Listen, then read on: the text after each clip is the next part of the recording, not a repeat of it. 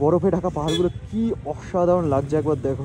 সামনে চাকায় না হাওয়া বেরিয়ে যাচ্ছে, আমার টায়ার তো ফেটে গেছে। ঠিক আছে কি ভাই, এরকম সিচুয়েশন, তারপরে আবার এত ফগ। আমার হাতে যে ফলটা আছে সেটা দেখতে পাচ্ছ, ওটা কি বলতো? আমাদের নর্থ বেঙ্গল কিন্তু আলাদাই সুন্দর। দেখো দূরের পাহাড়গুলো কি সুন্দর লাগছে রাস্তার উপরে। গুড মর্নিং গুরু, গুড মর্নিং। আর আজকের গুড মর্নিংটা হচ্ছে এরকম ব্রেকফাস্টের প্লেট হাতে দেখতে পাচ্ছ কি খাচ্ছে তোমাদের ভাই। সকাল সকাল চিকেন আর অনেক সবজি, তার সাথে সাথে পুরি খাচ্ছি। আর রয়েছি এখন আমরা শান্তি ভ্যালিতে, এই নদীর ধারে বসে ব্রেকফাস্ট করছিলাম, তার সাথে পছন্দের গান চলছিল। কপিরাইট আসবে বলে তোমাদের গানটা মিউট করে দিলাম। বাকি আজকে কিন্তু আমরা যাবো শান্তি ভ্যালি থেকে গৌহাটি। প্রায় আমাদের 350 থেকে 380 কিলোমিটার আজকে রাইড করতে হবে। আর রাইডের মাঝে থাকবে নতুন নতুন জায়গার ভিউ, আর কিছু জায়গা আজকে এক্সপ্লোর করারও প্ল্যান রয়েছে। তো চলো তার আগে ব্রেকফাস্ট সেরে নিই, সবাই দেখা হচ্ছে তোমাদের সাথে। এই যে দেখো সবাই দাঁড়িয়ে গেছে আর আমাদের ভাইরা ছবি তুলতে ব্যস্ত। টাওয়েল গায়ে দিয়ে জলের মাঝখানে গিয়েছে ছবি তুলতে। পাথর ছুঁড়ে মারো মারো মারো। আর একজন দেখো কোথায়, জলের মাঝখানে সবাই বসে আছে। আর এই যে নদীটা রয়েছে না, এই নদীর জল বেশি নেই, মানে হাঁটু সমান জল দেখতে পাচ্ছ। হাঁটু সমানও না, জাস্ট অল্প একটু জল, মানে তোমরা নেমে সুন্দরভাবে স্নানও করতে পারো। চলো স্নান করি চলো। এই ঠান্ডা জলে স্নান একদমই পসিবল নয়। আর তুমি তো এখনো সোয়েটার পরে আছো। বাবা একদম প্রচুর ঠান্ডা এদিকে। দেখো আমাদের বাইকটা কোথায় পার্ক করা ছিল, এই যে পুরো একদম শেডের তলায়। আর এখন করতে হবে আমাদের বাইকে চেইন লিউপ, তো সেই কারণে আমাদের ভাই বাইকটা চালাবে আর আমি পেছন থেকে চেইন লিউপটা করতে থাকবো। দেখো এখানে সামনে মাছ ধরা হচ্ছে, দেখো জলে কিরকম, এই দেখো এরকম ভাবে সবাই মাছ ধরছে এখানে। হাঁটু সমান জলে এখন মাছ ধরা হচ্ছে।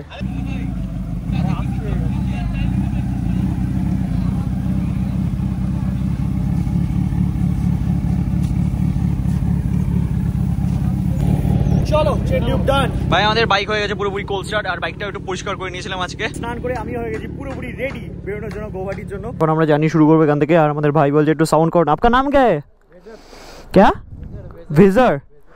আচ্ছা ভাই একটু সাউন্ড শুনবে তাই একটু বলছে ভিডিও করবে। তো চলো ভাই একটু মনটা খুশি করে দিই আমরা, ঠিক আছে? চলো চলো ভাই। তো সব গাড়ি স্টার্ট হয়ে গেছে দেখতে পাচ্ছ, আর বাইকের ফুয়েল রেঞ্জটাও কমে গেছে। তো এই দিরাং থেকে আমরা ফুয়েল আপটা করে নেবো। আর রেঞ্জ মোটামুটি 30-40 কিলোমিটার আছে। আর ভাই যে স্টেতে আমরা ছিলাম না, স্টেটা জাস্ট দুর্দান্ত জায়গা ছিল আর খুবই ভালো এখানকার মানুষজনদের বিহেভিয়ার ছিল। তোমরা যদি এখানে আসতে চাও আসতে পারো নির্দ্বিধায়, মানে দারুণ একটা এক্সপিরিয়েন্স করতে পারবে এখানে আসলে তোমরা।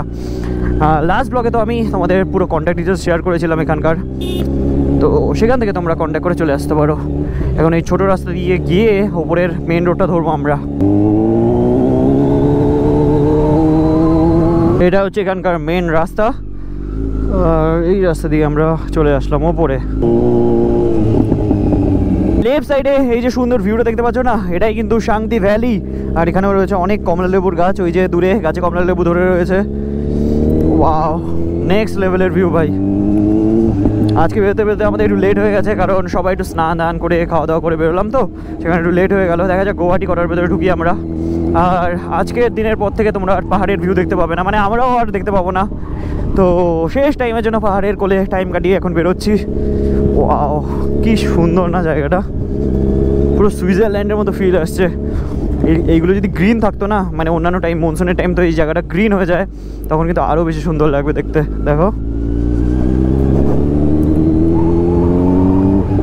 এই যে জায়গাটা তোমরা দেখতে পাচ্ছ না, এটা হচ্ছে শান্তি ভ্যালির মেন মার্কেট এলাকাটা। মানে এখানে তোমরা অনেক বাড়িঘর দেখতে পাবে, বাট আমরা যেখানে ছিলাম ওখানে কিন্তু অত বাড়িঘর ছিল না। কত রিমোট একটা জায়গা দেখতে পাচ্ছ। 2-3 বছর আগেও এই সমস্ত এলাকায় তেমন ট্যুরিস্ট আসতো না, বাট এখন কিন্তু আস্তে আস্তে অনেকে আসছে, নতুন নতুন জায়গার খোঁজ পাচ্ছে মানুষ। যেমন তোমরা পেলে আমার ভিডিওর তরফ থেকে।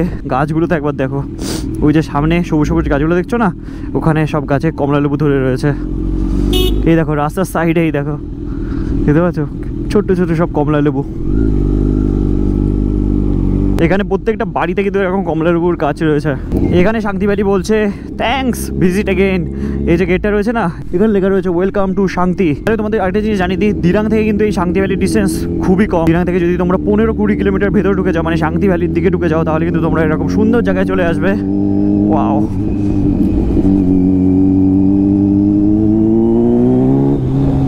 কালকে রাত্রেবেলা এরকম সুন্দর রাস্তা দিয়ে আমরা রাইড করেছিলাম, বাট অন্ধকার ছিল বলে তোমাদের সেরকমভাবে কিছু দেখাতে পারিনি। সেই কারণে আজকে যাওয়ার টাইম তোমাদের দেখিয়ে দিচ্ছি। আরে আরে আরে রাস্তার কন্ডিশনটা একটু খারাপ।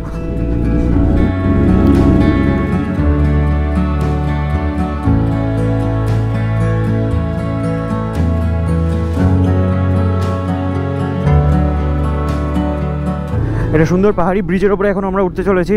দেখো ওরে ওরে ওরে, ওকে জাস্ট ভিউটা দেখো এখান থেকে তোমরা।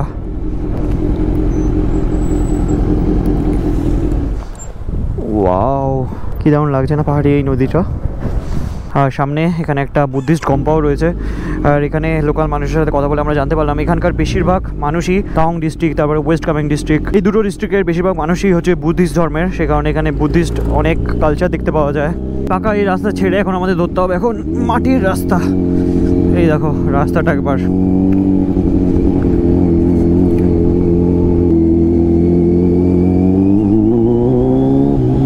ভাই সুপার বাইকের টায়ার না খুব সফট কম্পাউন্ডের হয়, আর এই সমস্ত রাস্তার উপর দিয়ে গেলে টায়ারের চান্স থাকে লিক হয়ে যাওয়ার, কারণ এখানে সব কুচি কুচি পাথর থাকে তো। হ্যালো, ফাইনালি মাইল ফলক দেখতে পেয়ে গেছি আমরা গুয়াহাটির। 371 কিলোমিটার এখান থেকে গুয়াহাটির ডিস্টেন্স।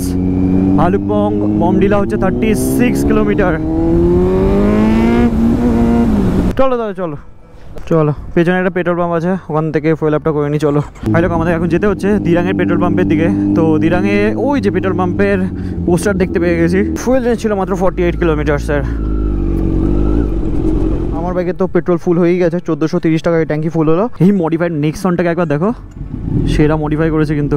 আর আমাদের ফুয়েল আপ হয়ে গেছে কমপ্লিট, টাইম ঘড়িতে 2:34। আর শুরু হলো আবার আমাদের জার্নি দিরাং থেকে।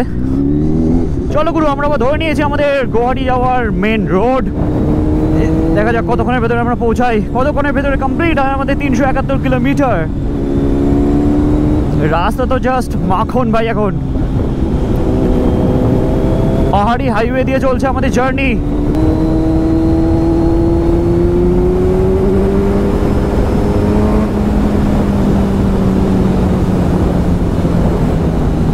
আমাদের সামনেটা একবার দেখো, মানে লেফট সাইডটা একবার দেখো, ওইদিকে দেখা যাচ্ছে সব বরফে ঢাকা পাহাড়গুলো। কি দারুণ লাগছে দেখতে ভাই। বাইক রাইড করতে করতে আমরা এমন একটা জায়গায় এসে উপস্থিত হয়েছি না, এখানে দুটো রাস্তা দুদিকে ভাগ হচ্ছে, একটা যাচ্ছে এদিকে, একটা যাচ্ছে এদিকে। তো ব্যাপারটা হচ্ছে এই যে রাস্তাটা রয়েছে, এই রাস্তা দিয়ে গেলে অনেকটা কম টাইম লাগবে আমাদের। আর গুগল ম্যাপ দেখাচ্ছে আমাদের রাইট সাইডের এই রাস্তাটা। এখানে যখন দাঁড়িয়েছি তোমাদের একটা সেরা ভিউ আমি দেখাই। এই যে দেখতে পাচ্ছ পাহাড়ের ভিউগুলো কি লাগছে, এখানে বরফে ঢাকা পাহাড়গুলো কি অসাধারণ লাগছে একবার দেখো। উফ, মনটা খুশি হয়ে গেল এগুলো দেখে, আলাদাই। তোমাদের ভাই কি লেভেলের কর্নারিং করেছে সেটা একবার দেখবে। দেখো টায়ার দেখলে বুঝতে পেরে যাবে দুর্দান্ত কর্নারিং করতে করতে আমরা এসেছি এই রাস্তা দিয়ে। অসাধারণ পারফরমেন্স দিচ্ছে আমাদের C900। এই যে আমাদের দাদারা চলে এসেছিল লোকাল মার্কেটে, ফলের দোকানে। এই যে দেখতে পাচ্ছি কিউই রয়েছে, সব অরেঞ্জ রয়েছে, এগুলো সব এরকমই বিক্রি হচ্ছে।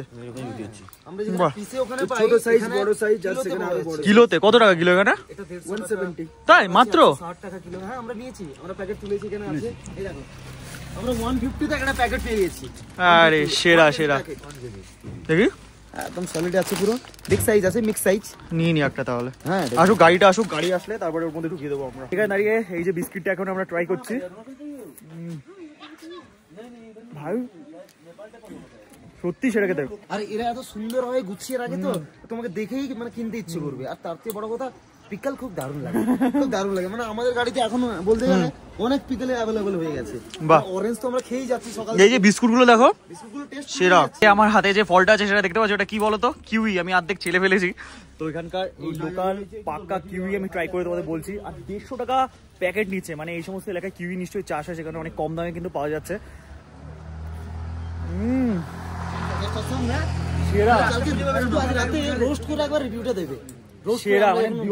আমাদের ওখানে টক টক পাওয়া যায়, এটা পুরো মিষ্টি, সেই খেতে ভাই। আর অল থ্যাঙ্কস টু আমাদের ভাই। ভাই যদি না বলতো তাহলে হয়তো লোকাল মার্কেট এর ভাবে এক্সপ্লোর করতে পারতাম না। লোকাল মার্কেট একটা থাকা দরকার, এটা সবার একটা পাওনা। এখানে কিন্তু অনেক অনেক ইউনিক ইউনিক জিনিস, ফল সবকিছু পাওয়া যাচ্ছে অনেক কম দামে। তোমরা আসলে অরুণাচল আসলে এগুলো কিন্তু ট্রাই করো। দেখতে পাচ্ছ আমাদের হাইরাক্সও কিন্তু চলে এসেছিল, আর এখান থেকে বাড়ির জন্য আমরা অনেক কিছু শপিং করলাম। এখন বেরোচ্ছি, টাইম একবার বলে দিই তোমাদের কটা বাজে এখন ঘড়িতে। এখন বাজে ঘড়িতে 4:01। আর আজকে কিন্তু আমাদের অরুণাচলের বর্ডারটাও ক্রস করতে হবে।